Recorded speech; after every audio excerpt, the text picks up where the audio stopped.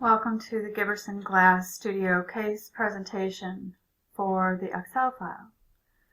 So as you saw in the last case, the first tab has a general reminder here on how to save your files. So make sure you rename the file for both your individual submission and then your group submission as well.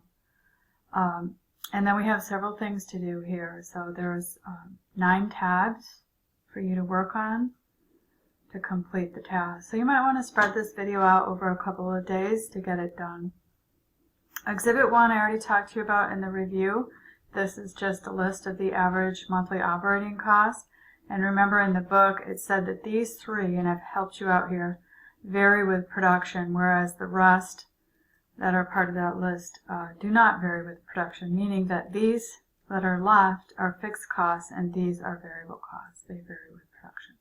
Exhibit 2 is the balance sheet. Again, I've already shown you this, but I wanted to point out to you that it's also listed here. And this company is a very small mom and pop type company. However, oftentimes when I teach the case, students tell me that they wish they'd known some of these things for their own businesses that they operate. So I think the lessons are classic and very valuable. So the first thing I ask you to do on on tab 1A is to take this and sort it out. And I just want you to type V for variable or F for fixed. So this is easy. Should be no sweat, right, to get these done. Get that all labeled. Try that again.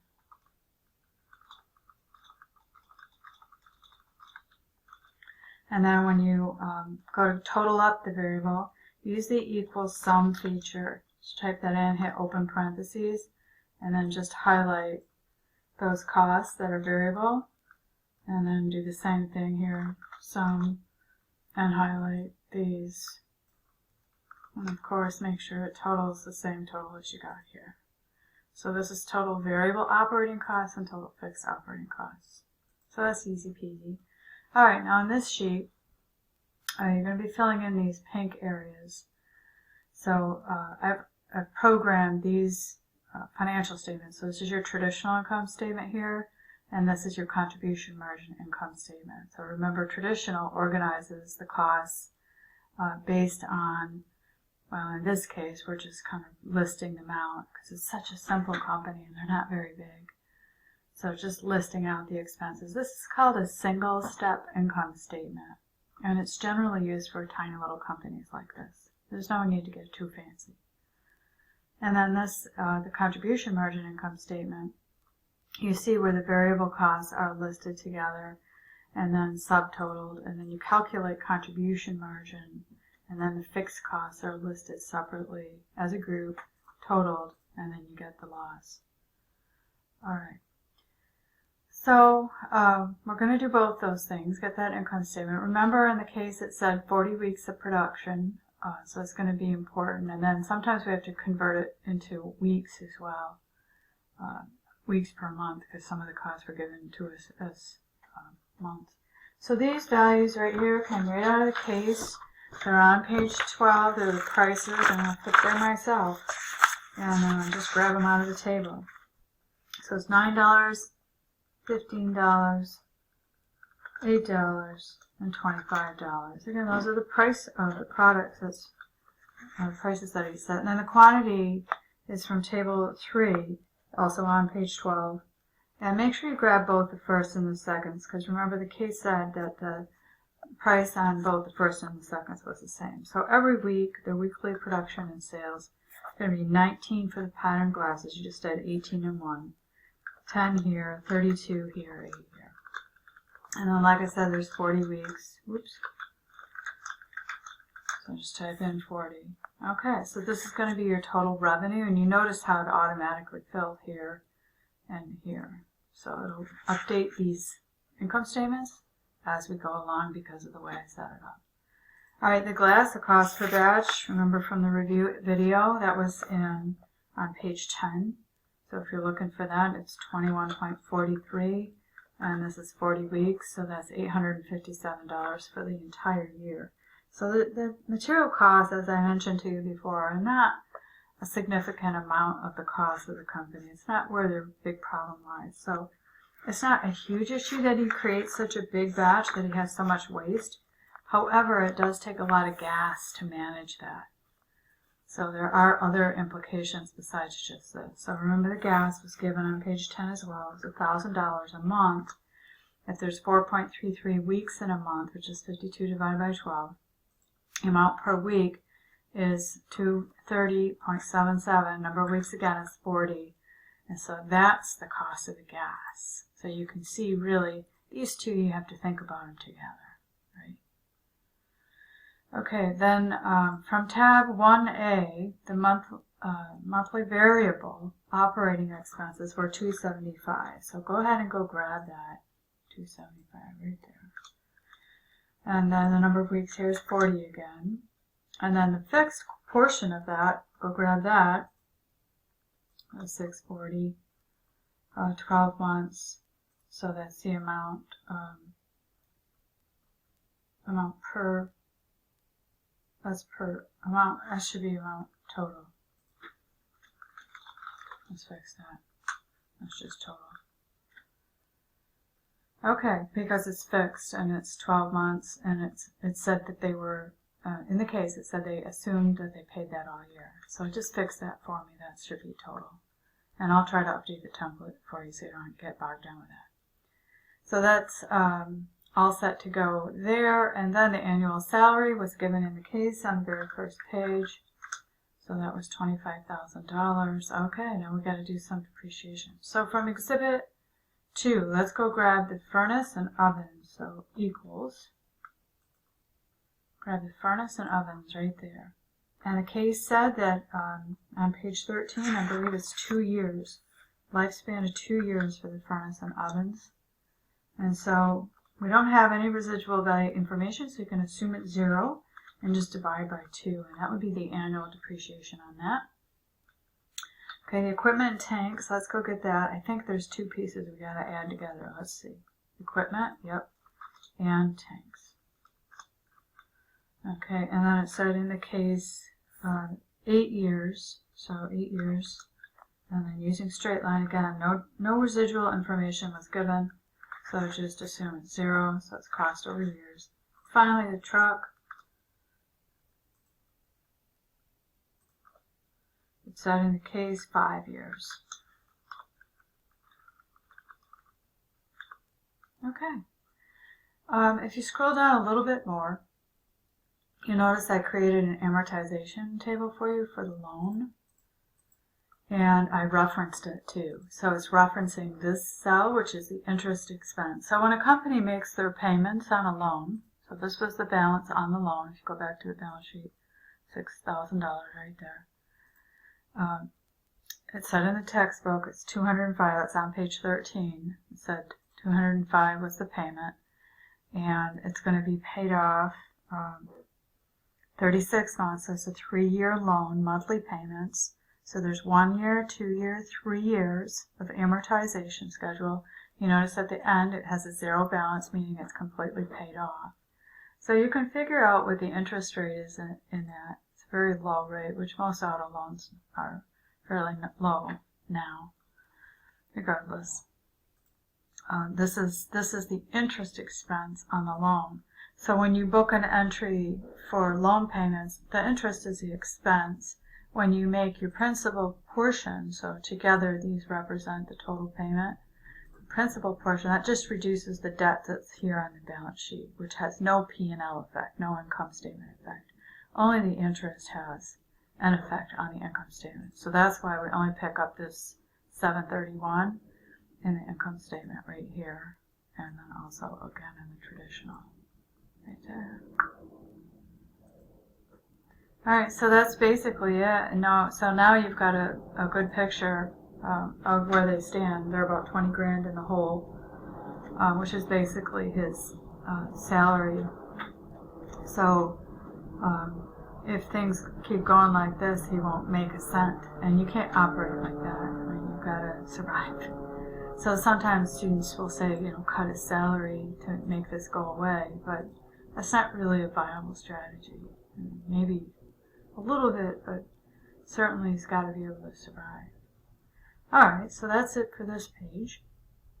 tab 2, what you need to do here is we're going to start breaking down. Remember, he said he doesn't know what his products cost, so we've got to start digging in here and figuring out what it does actually cost to make these units, and figure out what his break-even point would be, and then try to use the sales mix that he has to figure out perhaps what prices he needs to charge in order to break even. So that's where we're headed with this. These weights are given on page 11. So this is half a pound, this is 0.9 pounds, this is half a pound, it's 0.6 pounds. And the number of pieces per year, so those pieces are given on page 12. We've already looked at them. So it's 19 times 40 weeks, right? 19 pieces per week for the pattern glass times 40. This one is 10 times 40. This one is 32 times 40. Just add the first and seconds together. 8 times 40. Okay. Looking good. So you have to pump those in. This is telling you then, if you multiply through, it's telling you the number of pounds of direct materials that you need. And remember, it said at the very beginning of the case, so this is on page 9 where you can find this, that every week he makes a batch that has 200 pounds of material in it. And so that means he deals with 8,000 pounds of material. But he's only using 1,572 of it, given the products that he's selling and the number of pounds that they weigh. So that means the waste is incredible, right? And he talks about that. He has a lot of disposal, right? So this is telling you approximately how much waste there is. And it's not so much that the materials were expensive and that's going to be a real big strategy for him, is to reduce the batch, but it was the gas.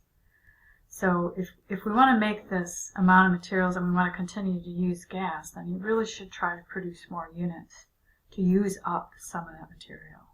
But as he stands right now, given the way he's operating, that's really not a viable strategy either, because he's working pretty much every day, all week long. All right, so and then this would be the cost of the materials. So if you, and the gas. So this is both materials and gas here, right? Total cost of materials and gas here. And maybe I'll have to abbreviate that. And let me explain. So the materials and the gas, if you look at what I'm referencing here, come from 1B, and they're right here. These two things added together are the materials and the glass. Okay. If you want to make this consistent, you can get rid of those decimals because we don't need them. Same thing up. This one worked good. So this one, get rid of those decimals. Okay. So that's where this is coming from, is those two amounts. And then this is the total pounds that they actually use. So it's actually costing them $6.42 a pound. And if they could increase their production and make more units, that would certainly drive this down. And that would make a big difference for them. Right? And then their variable over operating expense, because this is a variable cost analysis. So let me go back and make sure this is clear. So we just accounted for these two, and we spread them across the units based on their weight. So we're dividing the cost based on weight. We're allocating costs that way. And then we had this one other one left, these variable expenses. So we got to figure out a way to allocate them to the units. So that's that total right there, right? That's that total right there.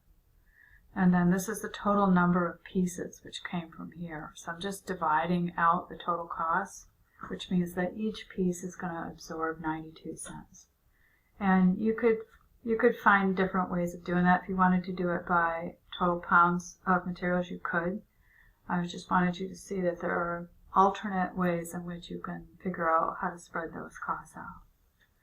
So that's what this is based on, is the 92 cents times the number of pieces per year. Okay, so you add those up and you get the variable cost per unit. So take total variable divided by the number of pieces. Okay, so then those variable costs per unit drop in down here. Now let's put in our old prices, or existing prices. Just remember he said he knows his prices are a little bit off, that they could be higher. So let's put these existing prices in. Okay, I'm going to bottom of page 12. Our variable cost just transferred down from up here. And so when we subtract, we get the contribution margin per unit. And then here you want to get the number of minutes per unit. So the number of minutes, if you look on page 12, table 3, are 18 for the patterned glass, are 30 minutes for the paperweights, are 18 minutes for the wrap tumblers, and 30 minutes for the vases. So what I'm doing here is I'm converting that contribution margin into the amount of time it takes to make each unit, so I can see, okay, his time is a limiting factor, a limiting resource. How much do we make per minute? If one product really stands out, then that indicates to us that that product would be the one that he should focus and sell as many units as he possibly can. We don't have demand statistics on this. We don't know exactly what the demand is for each product line, so we can only go so far with our analysis. But at least it helps us know and sort out which one of his product lines is the most profitable for him to make, given the amount of time it takes. And now you notice that basically the same message is conveyed here, but sometimes that's not the case. So sometimes the number of minutes that it takes to make each one of these will change the ranking. So right now this is the highest contribution margin product, this is second highest, third highest, and fourth highest.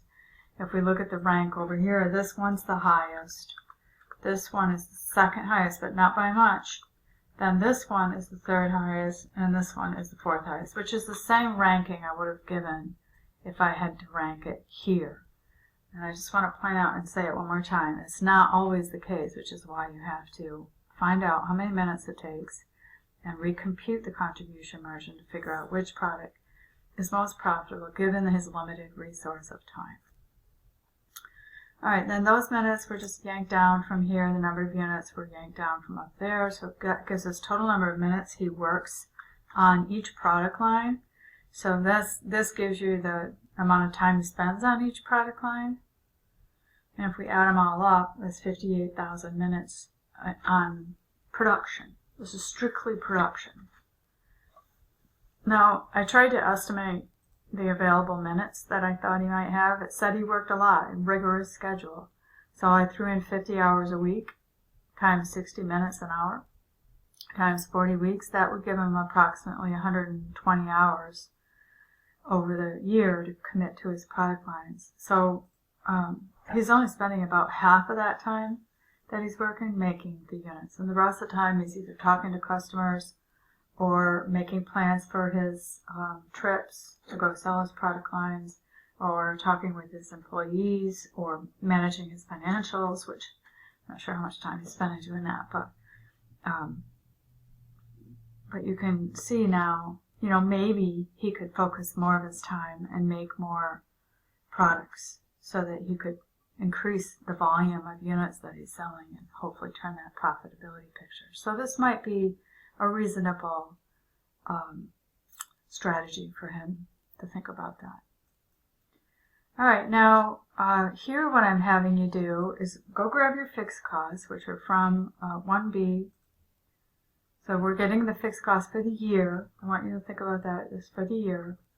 And divide by the total minutes that you have for the year too. So that's on this tab right there. This is total minutes that he's working.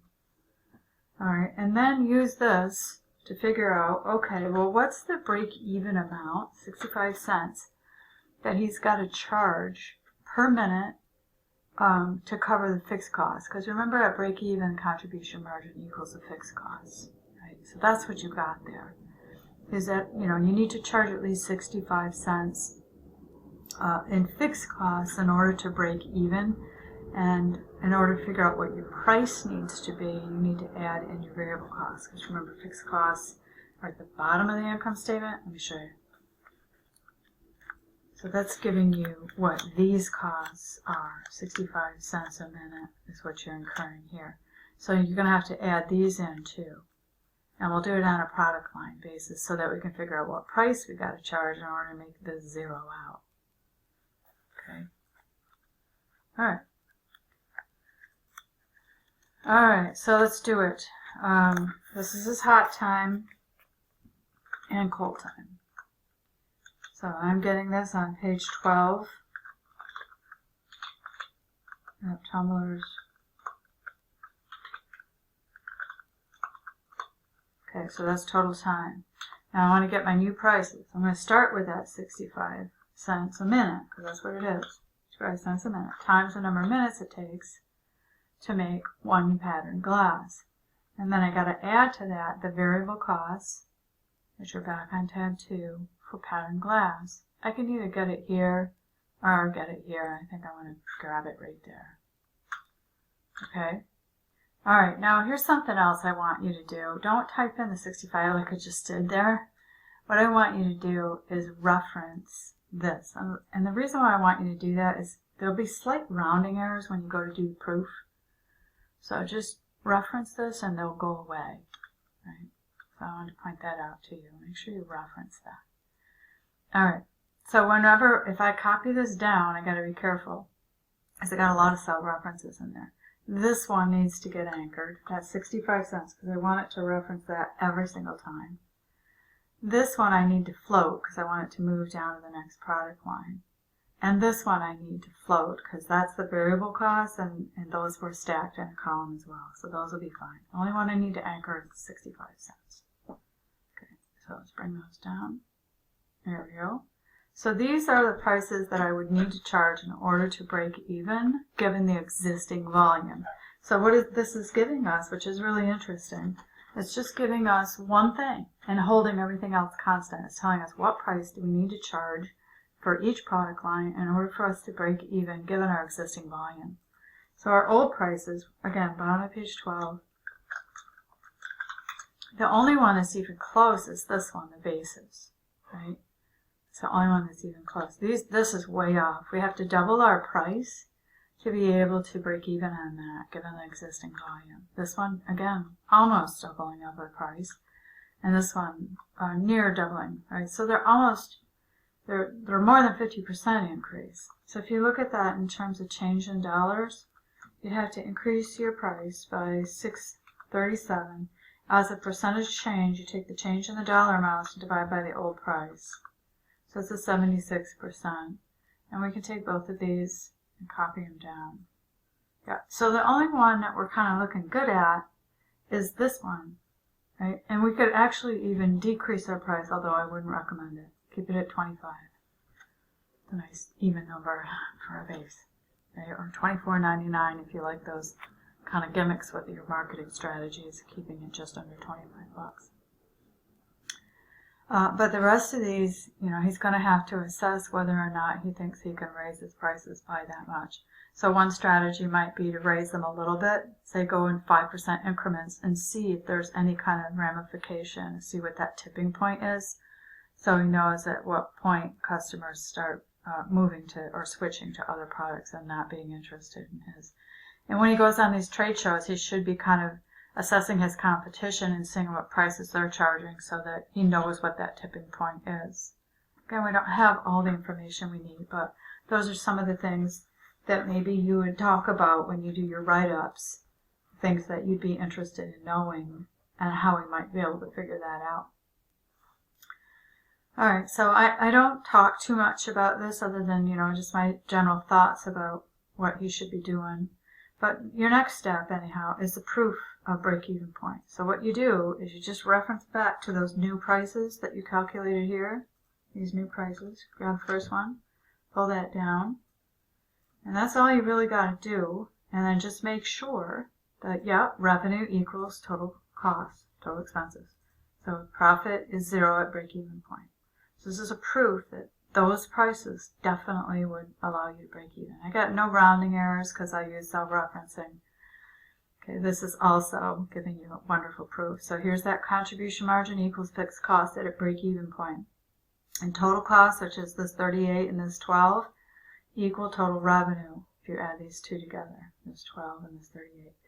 And this is 25%, I'll back that up, and this is 75. So 100% of your costs, right, as a percent of revenue. Okay, step 7. I left one of these in one of them I did for you so you could see how to do this. But let's kind of walk through what I'm doing here. Remember, one of the strategies I talked to you about when we did the case review was that he could hire somebody to do the cold work. So what I did here is I figured out, okay, how many units does he sell per week? Number of weeks was 40. So you multiply that out, you get the number of units that he sells every year. And then I just focused on the cold time. And that came from page 12 in your book. So just grab the cold time. If you multiply that through, it gives you total cold time. So this is the amount of total cold time that he is working right now. Okay. And then this is the same exact thing, but it's just hot time. So this is total hot time. And that's that 58,000 that you calculated back here. I think it was 2. Yep. See? 58,000 back there. So that's his time, and that's how it's split between cold and hot. So the idea is that he takes this cold time that he's now working, and he hires somebody to do that. So what you're doing here is you're saying, okay, that's the number of minutes that he would get freed up because somebody else would be doing that work. And if that were the case, and he picked his most profitable product line, which remember from back here, was Basis. Basis is ranked number 1. So let's say he had volume that he could tap. Then that means that he could make an extra, so divide by the hot time for Basis to get this. So this is his free time he now has. It takes hot time to make a vase, and that's his work that he would do. So you divide by the hot time. He could make another 548 vases, roughly, which is a huge increase because all he's doing now is 320. So you've got to ask the question, is that even plausible? Does he have that much demand for vases? But we're just trying to run the scenario here to see, if this is a good idea.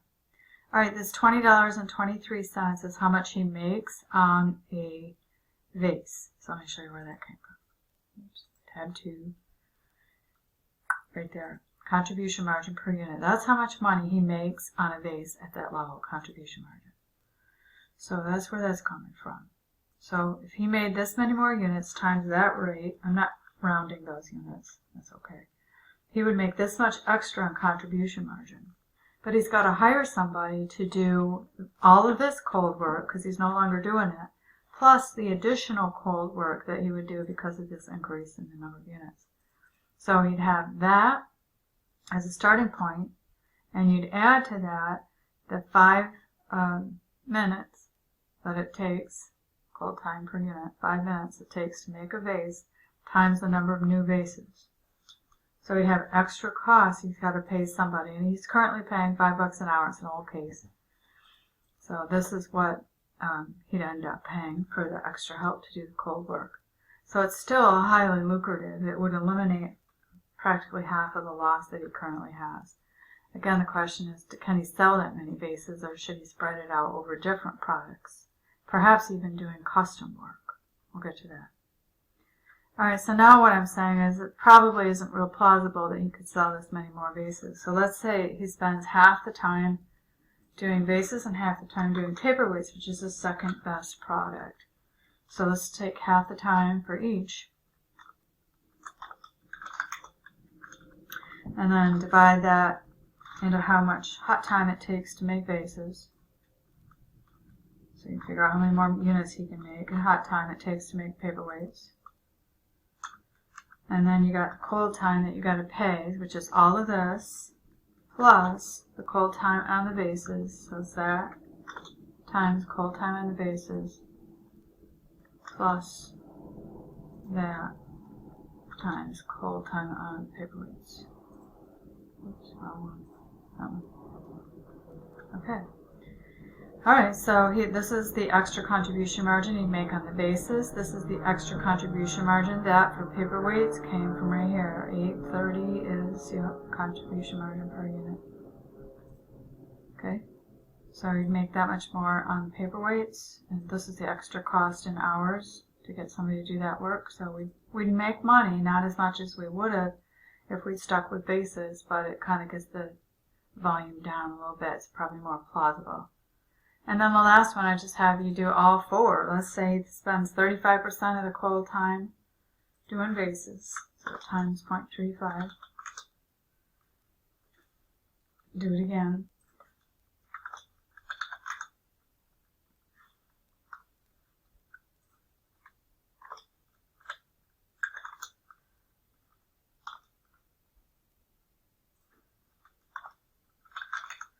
Okay, so there's the 13,720 hours right there.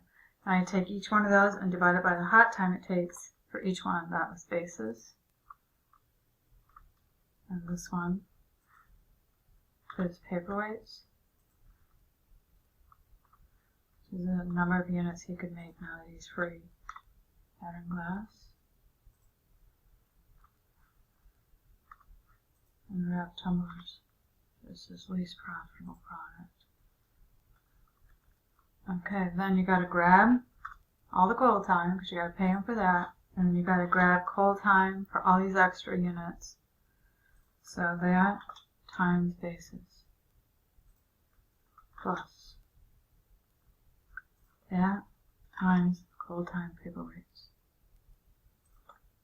plus that times cold time pattern glass plus that times cold time wrap tumblers. Okay, so there we go. This is how much contribution margin he'd make on each of those 4 units. This is the extra money he would pay to have the extra person working to do the cold time. And this is the amount of profit that we would make as a result. So it's not as good as this, but certainly a viable solution for him to pursue. Okay. All right, then part 8, what I'm asking you to do is look at a special order. So let's say he gets a call from a lighting manufacturer to create custom globes for a unique glass fixture. The company was interested in purchasing 250 of the custom glass globes and stipulated that they would pay no more than $25 a globe. Now, Mr. Gibbison had some of your suggested pricing tools. He was equipped to go after the job. After Mr. Gibbison assesses the particulars, he determined he required the following materials and labor per globe. So the materials, he would require 0.5 pounds of material. So I'm going to put that right there, 0.5. And then he estimated that each glass globe would be the equivalent of 1 piece, because remember I divided the operating cost by number of units. So this would be 1 unit. So it's 92 cents in operating costs per globe. All right. Then the fixed cost would be applied at the rate of, that should say 65, I'm going to fix that right now, 65 per minute of total hot and cold time. Okay, so I got that right there, 65 per minute, and it says 20 minutes per globe.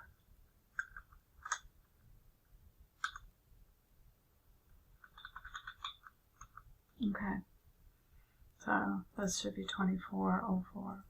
I'm going to fix it. I did some updating there, sorry. Okay. Yeah, alright, this is, oh, I see what happened. There's a typo. That's where that was. We're good. This should be, what we're thinking of here is how much he'd have to set his prices at if he wanted a 50% markup over cost. So there was a typo there, that's why that checkpoint didn't work.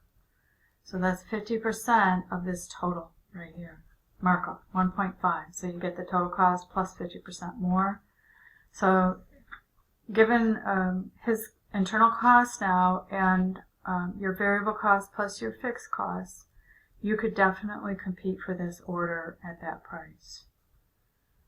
So it's close enough, right? Very close. And I would imagine that this is going to give him a much better contribution margin than anything he's currently producing, because he's not marking anything up 50% over cost. He's barely breaking even on the basis. On the rest of the units, he's losing money. So this would be a very lucrative deal for him. All right, so it said $25 was the max they'd pay, and it was 250 units. And so that's our variable cost there that came right from here. And then this is too.